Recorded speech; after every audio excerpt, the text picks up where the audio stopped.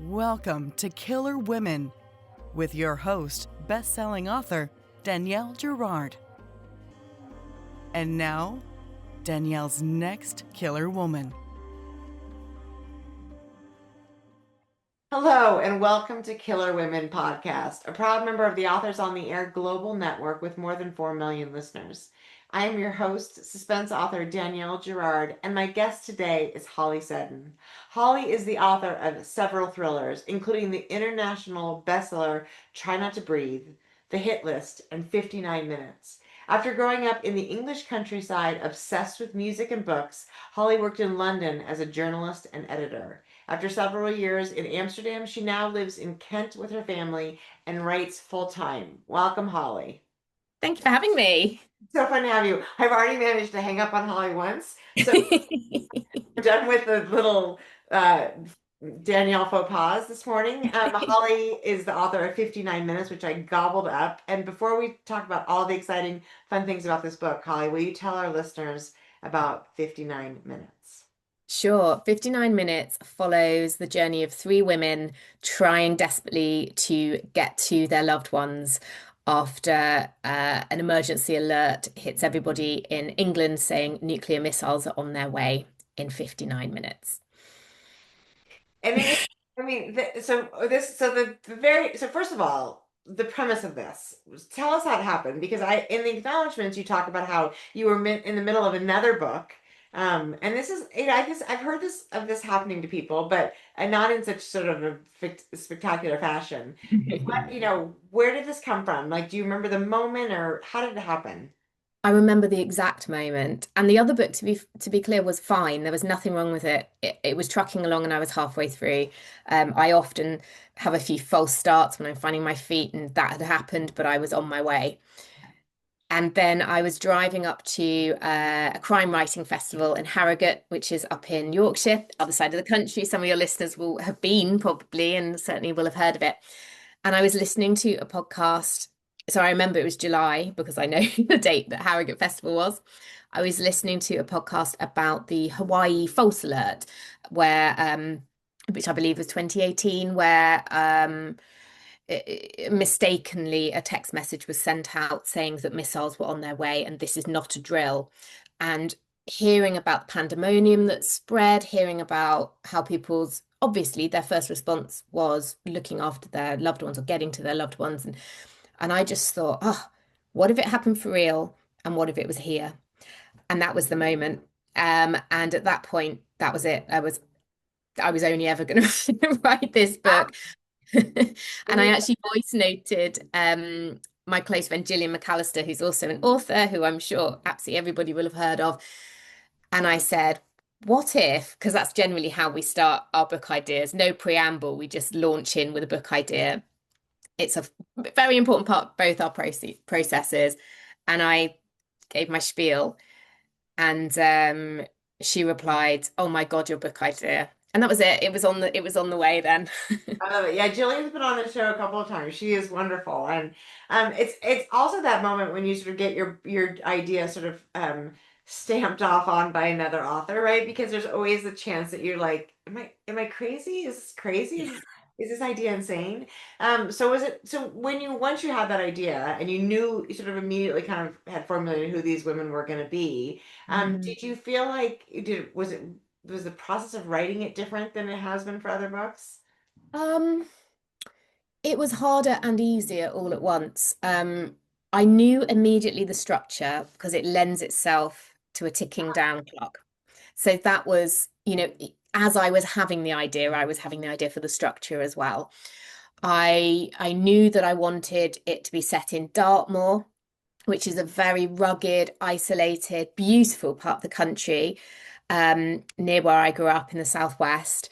And I felt that setting it there, people might feel they had a chance of survival because it was so far from London and all of this stuff. Obviously, I then did more research and found out it's very close to where they refurbish nuclear submarines. So it's very much not a super Right. safe place. Um, so yes, so it sort of arrived half formed because then I expanded it to London, which it would have been a very different and much quieter book if I'd stuck to just Dartmoor. But I always have a few false starts, absolutely every time. And I just have to recognize that that's my process. My Yeah. process is I plan it carefully. I work out all of the plot points, really precisely. I start writing and I run aground because everything's fine in theory. And then you get these characters that just wouldn't do those things, or another opportunity pops up, or you realize that when you're filling in an Excel spreadsheet with a chapter and it feels like it's a whole chapter and actually it's a paragraph and it's just one scene and actually you've got quite a lot of dead air. Yeah. So I always get to the point where there are enough mistakes and I've gone enough, off-piste enough to go, right, enough. I know some stuff now. I'm going to start again. I'm going to replot. I wish I only did that once. It takes a few goes. Um, but because I always had this strong sense of what the structure would be, what the potential was, especially when I expanded it to be London as well, which really cracked it open and made it a Yeah. much bigger, more epic. And it could have been almost any major city, and made it a much more epic story. Um, then it was it wasn't easy, but it always felt, I never ever thought, is this a good idea, or should I keep going, or should I Right. never had any of those kind of wobbles that maybe I sometimes do. And when I generally have those, it's not necessarily the idea is wrong, it's that it's missing a piece, or I need to do a little bit more work. But this, I knew I had that hook in my head the whole time. I knew where I was headed. Um, and that kept it. It was a pleasure. It was a pleasurable experience, Yeah. despite the horrors of the research, which wasn't pleasurable. I know, Uh, and I love that you start with that. You like sort of give us the sort of a bleakest, like this is what I know. And actually, I mean, as you know, I'm in America right now, and yeah, it just feels like that it's a good time for this book because it feels like we're closer to the bleakness than ever, which is terrifying. But it- okay, so I agree because so we have um in London we have Carrie who is was at work and her partner Emma has the baby Clementine and she's of course wanting to get home and that you also you end up in the sort of maze of the tube system, right, Mm, the underground subway, and then with this other sort of young person she's also trying to help, and I love the sort of like the development of the relationship between this adult woman who's trying to get to her family, and then sort of a teenage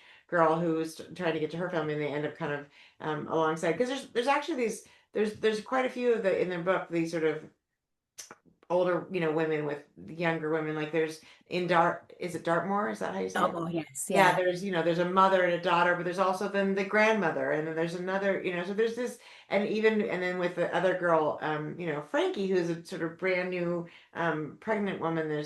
She's meets these, so you have these generational women, Yes. which I love, and I'm curious about because was in your mind, I can see how Frankie and Otis, they're this cute couple. They're going to get away for the weekend, and he's taking them kind of a long way, and Yeah. and it seems romantic. And then all of a sudden, of course, she's like, "Why are we so far from Yeah. home at this moment?" But did you sort of have did you sort of understand the nuances of how those character relationships would work, or how do you like? How does it? I guess how does it happen for you that you got Frankie and Otis, and then how did you sort of figure out that they would run into like Janet, for instance, or the other young woman that was in that the car?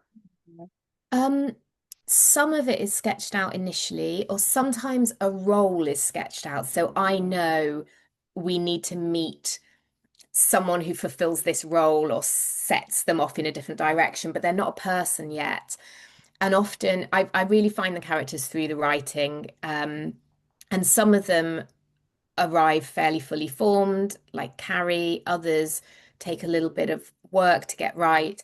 But I can't do that by design.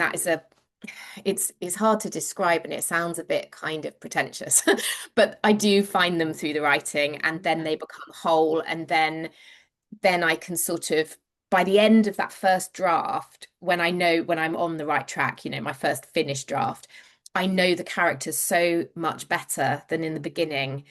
And then I take everything that I've learned and I go back Go back. to start a Yes. new draft, and then they come with me. And so sometimes like some of the people that we encounter, and I'm being so careful not to give away any spoilers. I appreciate that. Yeah. We won't edit them out. You're not going to get any spoilers from Oh me. yeah, thank you. No, Yeah, yeah. no, we're not. Yeah, Yeah, protect me from myself. I know. And from me too. Yeah.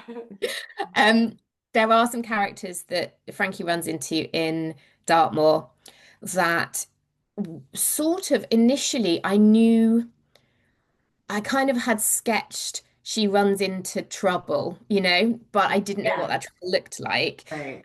And and then sometimes you have the parameters enforced on you by the situation or by the location that the scene is taking place. So there was actually a limited number of people that she could run into contact with.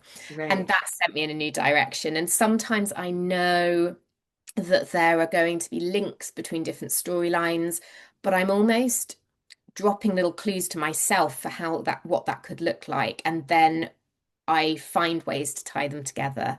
Sometimes that sends it in a new direction, adds an extra layer, but it's all through the writing. I wish I could plan Yeah, it it's perfectly. no, yeah, I mean, believe me, I understand that, but don't, it also feels like you're kind of somebody who plots. It sounds like you sort of like I hear the Excel spreadsheet, and I've also done, I wish I could create an Excel spreadsheet and follow it. That is not unfortunately my process, but you sort of sounds like you sort of do that, and yet like really a lot of that sort of will have to change or shift or because of the like you said in the writing, and I think that's normal for a lot of us. It has to happen sort of organically, because Yeah. if you think you're going to manipulate something and then a character does something a little bit unexpected, then the whole thing kind of has to go out the window, right? Exactly. Or you might have an idea for, so for example, it opens in London Waterloo, which is a major transport hub, train station and underground station underneath it, and a bus station. It's got it Yeah, all. Um, and I wanted it there because, well, I did when I was originally sort of planning it for Dartmoor, um, and I knew it wasn't big enough. And then I went into London for the day to meet my friend, Sasha, and we were going to go. There's something called Hidden London, which is where you get to book tickets to go and see places you don't normally get to go. So it's really cool, like buildings that aren't normally open to the public and things like this. And it was getting to see bits of under Shepherd's Bush underground station, like closed lines and different sort of, and we're like nerds and we just loved it. But it was on the way to go and see that because we were interested in it. And I got into the main station and I had started drafting actually. It wasn't just that I was planning, I'd started drafting my Dartmoor version. And I got into the station, I looked around and I thought, yeah, if that alert comes now, and I just thought I have to do it that way. I have to be brave and do both.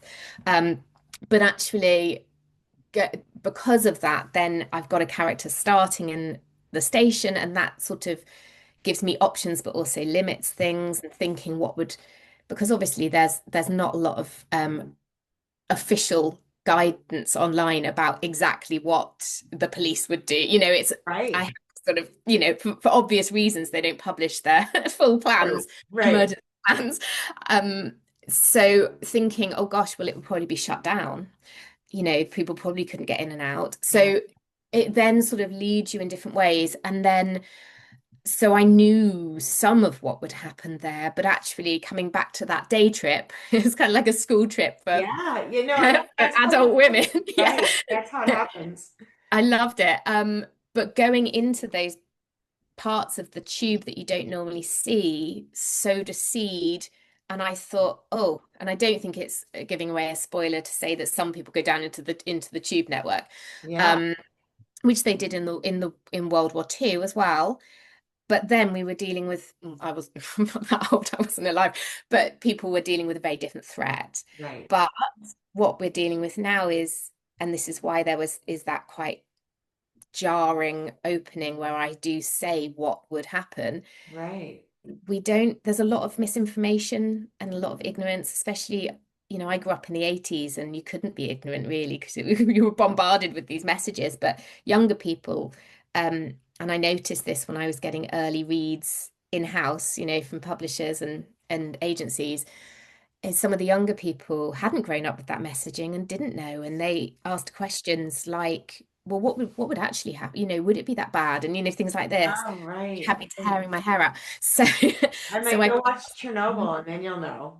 exactly. I mean, yeah, I could give them some horrible homework. Exactly, exactly. No, yeah, and I also grew up in the 80s. So for me, I was like, oh yeah, no, I know how terrible this would be. Exactly. And Yeah. it is like there is that, I mean, it's so interesting too, because of course there's that just the very first moment where Carrie's like, I could walk home in 25 minutes, or Yeah. whatever it takes her, right? But she's like, but I can just pop on the tube and be home faster. And she wants to, you want to get to your, and then it's just like that.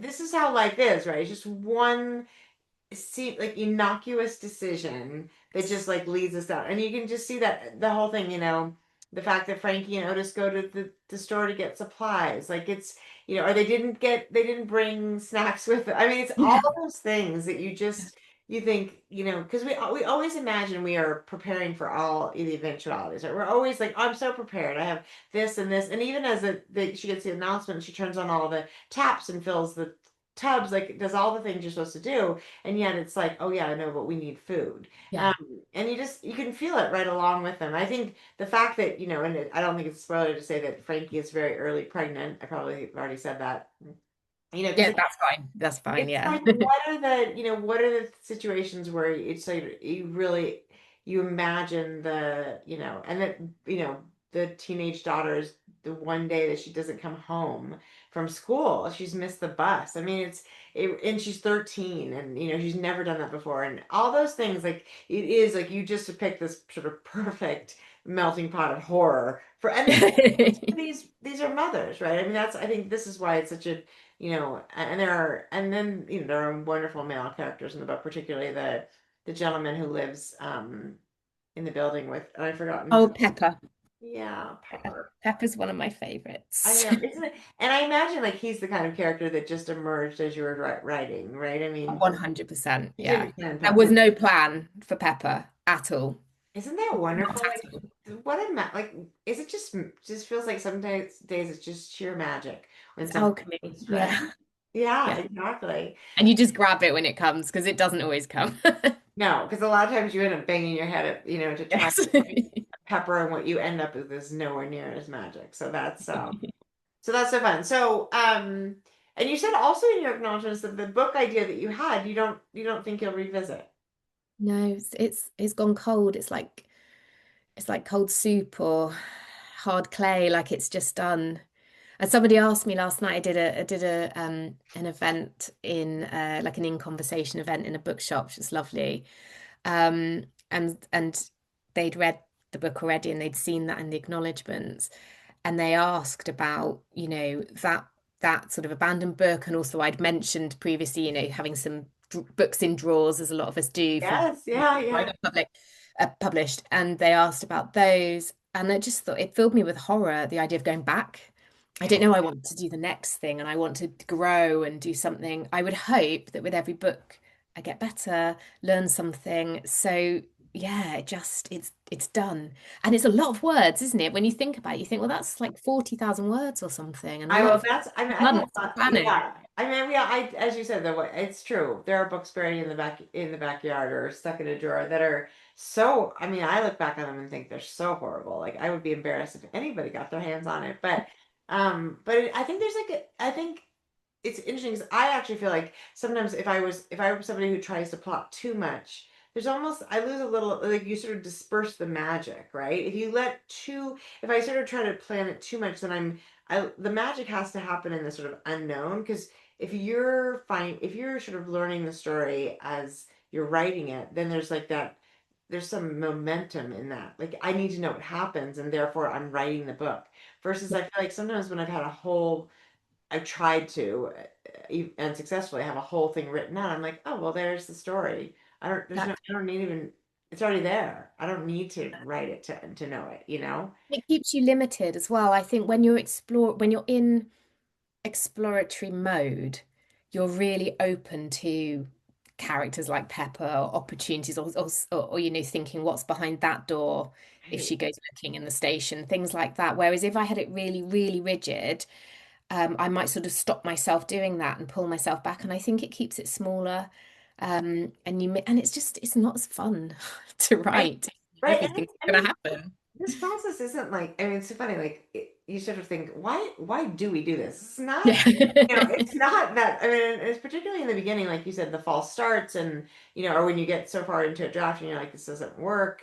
Like it's a little mad making this job we have, like, and so, but then they have those moments, right? And it can be something so little. I have a character who is a Pepper in my upcoming book, Pinky Swear. And I just think about the moment she came onto the page and I was like, oh my God, she's not in the book for any longer really than Pepper is, and Pepper is not a main character. But for those of you listening, when you meet Pepper, you'll understand what we mean. It's just this like little bit of magic around, and what Pepper offers to the character that we fought, that we're that we care about, right?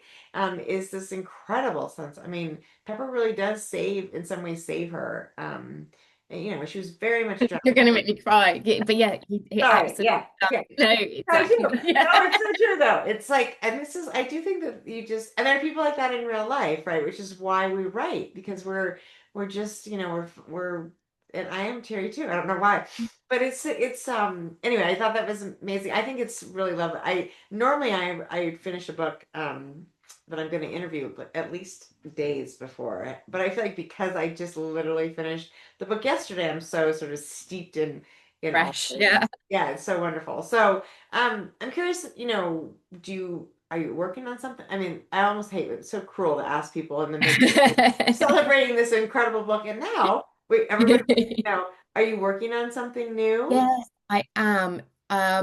So 59 minutes was actually finished in the main a long time ago.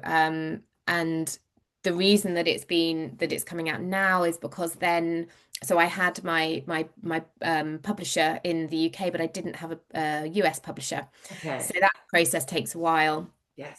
And now I've got the most amazing US publisher, Emily Bestler. Do you know, Um, Pinky Swear is also Emily Bestler. oh, so I you know know. we're Yeah. The publishers. Emily Bestler Appreciation Club. Yeah. Yes, Um, we are. so that obviously sort of not delays things, but it makes it a bigger process, and moves some of the publication dates and things. But what that has meant is I have had time to then work on the next one, um, which I'm almost not going to tell you anything about because Fair. No, I because totally. I've given it to Emily, but she's not yet given me her notes, Okay. and I feel like I can't bring myself to Wait, say so isn't anything that in case. okay? This is a perfect opportunity to talk about this process, because we don't talk that much about like the process of, for what. So the book that you have now, because particularly because you have two publishers, and I've just gone through this myself, but I didn't get any notes from my UK publisher, which was lovely. I only got notes from my Yeah. and probably by the time we got to the UK, we'd sort of done the work. So when because you have your UK publisher for the new book as well, and so how does that work? Um, so I'm on a slightly different schedule actually because I have two book because a lot of listeners will know that you sort of generally get book publishing contracts in sets of two, so two books. But I'm unaligned. So yeah, which is a complicated thing. So this time around, it has actually gone to Emily first. So last time it was very edited in the UK. Mhm. Um, by my editor there was Leodora Darlington, who's actually an author now. So her book is coming out. Yeah, That is so next. crazy, yeah. Yeah, brilliant, brilliant book called The X's is coming out next year. And she's actually left being an editor because Mhm. she's an amazing author now. But she worked on this. So by the time it was then with Emily, it had been edited a lot. And this time it's kind of the other way around. Emily has it first. Okay, So so yeah. interesting. So you're trying, so then you'll do the edits with Emily and then send it out to UK people.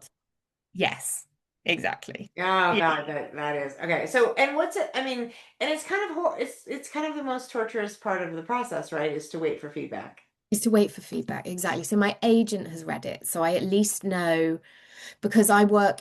totally in isolation now. I used to send chunks to my agent, but what I found was it was quite discombobulating because, as you know, so much stuff will change. In sending a first draft, you're sending stuff that might be cut, might Right. be completely changed. And if you sort of pause, get feedback, change things to that feedback, carry on, it's a really kind of back and Mhm. forth.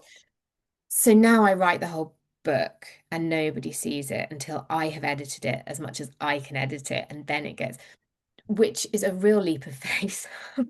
Ah, And it's a real sort of having to trust yourself. Um, but it's at least been seen by my UK agent. It's now with my lovely US agent and my US team. But my UK agent has read it and she hasn't said, "Oh my God, like you've made a terrible mistake, start again," or anything like that. So yes. I'm Yeah, slightly less yeah, you feel okay. bonkers. Yeah, but it is the waiting processes, and this is such a subjective business, right? I mean, I think the hard thing is, I think when you have two people commenting on it, then there's this sense of like if they're not aligned, what would we do? But I haven't had it happen where I've had two people have such like totally different opinions of a book, but it does, yeah, it's just unnerving. So now, so what do you do? What are the coping mechanisms, Holly, while you're waiting? One thing I do is I start thinking about the next book, Okay. and that Very sort of, smart. yeah, if I have an idea, that helps me feel like it's partly that it's not all on red, but it's Right. also like I don't get so hung up because I feel like this is just one pearl in the chain, Right. I'm moving on. Um, if I feel like I haven't got a good enough idea, that's when I really spin my wheels. That makes everything worse. But I do try to get away from the screen. I swim a lot. That helps. Getting in water helps. Good for you. Um, I love have that. a screen with me. That's what it is. I Or you can't be on can't, my yeah, phone. you can't take it into the water for sure. It's like enforced wet mindfulness. Yes. And I also have what's called, I don't think you guys have, or you probably don't call them the same thing. It's called an allotment garden, and it's like a kind of chunk of a Yeah. community garden. Like Do you have that? we do. I mean, I don't know if everyone has them, but we have a community garden here in where I live, and yeah, people have a little plot. We have a little plot, exactly. So I've got one of those. And again, phone reception is really Yeah. bad there. And it's again enforced, It, muddy it is mindfulness. It is interesting. I'm actually going to come over in a couple of weeks and walk the Camino. I'm going to do part of the Camino over there. I'm having a big birthday, and so I'm coming over to kind of. But same thing. It's almost like I feel like I can't walk and be on my phone because I'll hurt Bang myself. in something, And yeah. I'm working on a book, but it is a little bit like I kind of think it needs some air, and so I'm hoping to walk and sort of open up the ideas. And I think you do have to figure out a way to like use your body, right? Yeah. Whether I'm sometimes it's folding laundry for me or doing dishes or, but not engage your brain in any way, like not not read another book, not just really kind of let the universe, um, yeah, talk to you. It's Yeah. It's so like a trick. It's almost like, I don't know, like if I don't look, it's like the expression about what's it, a watched pot never boils. yeah, exactly. No, I think It's, that's exactly right. yeah, it's like not looking directly at it, not thinking about it, and just letting something happen in the background. Hmm. Um, and sometimes it's about almost being like open to ideas or open to moments that will, Totally. because if you just spend all of your time hunched over the laptop, you're so narrow in what you're kind of taking Right. in.